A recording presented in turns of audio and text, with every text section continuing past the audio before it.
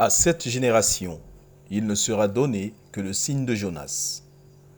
Commentaire de l'évangile de Jésus-Christ selon saint Luc, chapitre 11, versets 29 à 32. Frères et sœurs, l'homme est friand de signes, de prodiges, de manifestations de puissance. C'est cette raison qui pousse la foule de l'évangile à se presser autour de Jésus. Car pour croire en Jésus comme sauveur d'Israël, cette foule a besoin d'une preuve retentissante.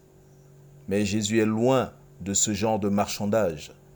Alors, il tranche sans tergiverser. Cette génération est mauvaise.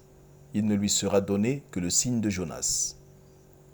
En effet, le prophète Jonas, face à Ninive la pécheresse, ne fit aucun miracle.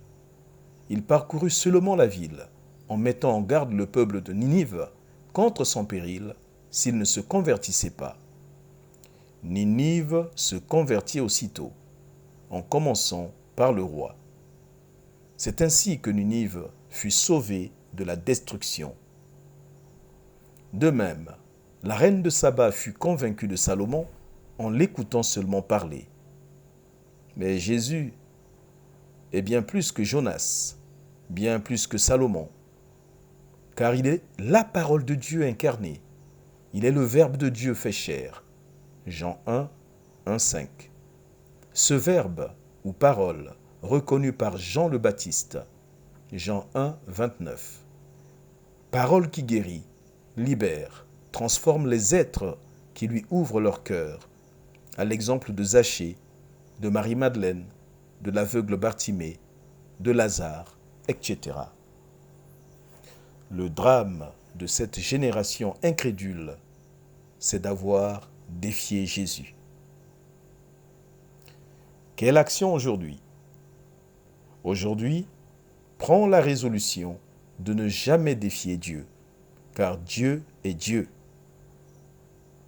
Notre prière. Seigneur, donne-moi de te recevoir dans mon cœur, même quand je ne comprends pas. Je sais que ton mystère d'amour dépasse ma petite intelligence. Quelles conséquences?